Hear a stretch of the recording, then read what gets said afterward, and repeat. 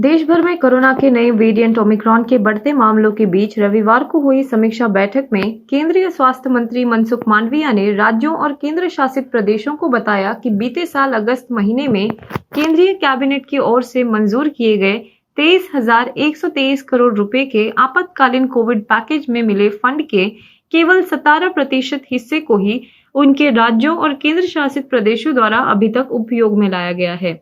बता दें कि केंद्रीय कैबिनेट ने स्वास्थ्य क्षेत्र के बुनियादी ढांचे को मजबूत बनाने के लिए इस पैकेज को मंजूरी दी थी।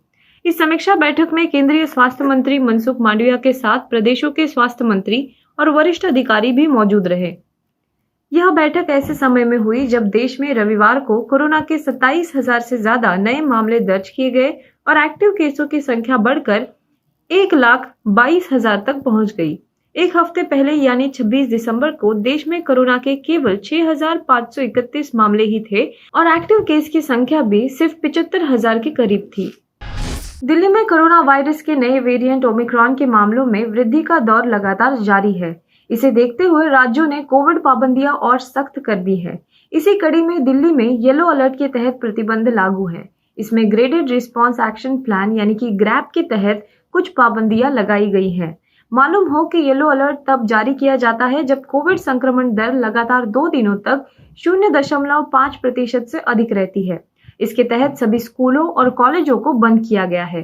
साथ ही इन प्रतिबंधों में शादी और अंतिम संस्कार की सभाओं में अधिकतम 20 लोगों को शामिल होने की और दिल्ली मेट्रो व बसों में सीटों की संख्या को 50% तक कम करने समेत कई पाबंदियां शामिल हैं।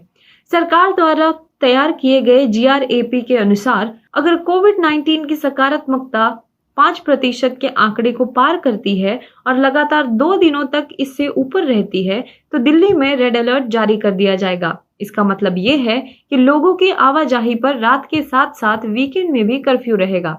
हालांकि सरकार द्वारा तय की गई श्रेणियों के आधार पर कुछ छूट भी दी जाएगी। इस दौरान गैर आवश्यक वस्तुओं और सेवाओं से संबंधित दुकानें और प्रतिष्ठान भी बंद रहेंगे।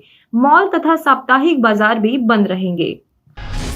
कोरोना का संकट देश भर में तेजी से बढ़ रहा है और अब सावधान रहने की जरूरत है। बीते एक दिन में भारत में 33,000 से ज्यादा नए कोरोना केस मिले हैं। यह लगातार छठा दिन है जब कोरोना के मामलों में तेजी से इजाफा देखने को मिला है। चिंता की बात यह है कि नए केसों का आंकड़ा रिकवर होने वाले लोगों के मुकाबले 3 गुना अधिक है। एक दिन में महज 10,000 से ज्यादा लोग ही रिकवर हुए हैं, जबकि 123 लोगों की मौत हो गई है। नए केसों के मुकाबले रिकवरी बेहद कम होने के चलते एक्टिव केसों में तेजी से इजाफा हुआ है। देश भर में सक्रिय मामलों का आंकड़ा तेजी से बढ़ते हुए 1,45,000 से ज्यादा हो गया है। अब तक देश में कोरोना के चलते 4 लाख से ज्यादा लोग अपनी जान गंवा चुके हैं।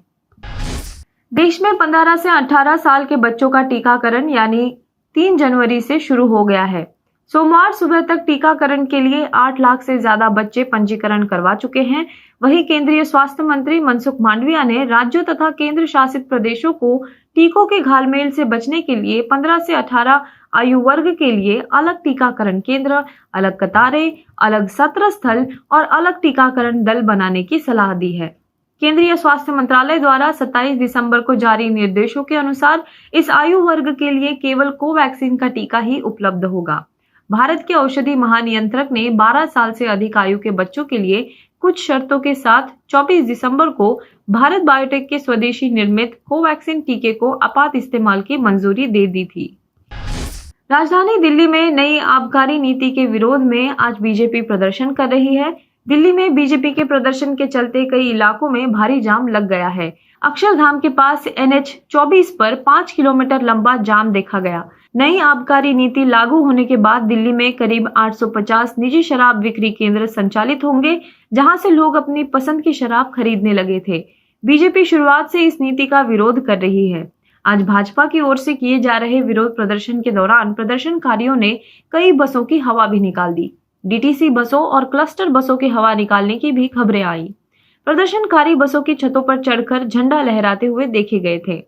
प्रदेश भाजपा अध्यक्ष आदेश गुप्ता ने अक्षरधाम मॉल क्रॉस रोड पर चक्का जाम का नेतृत्व किया। उन्होंने कहा कि दिल्ली का हर व्यक्ति और हर महिला शराब की नई नीति से परेशान है, क्योंकि उनके घर के बगल में शराब के ठेके खुल रहे हैं।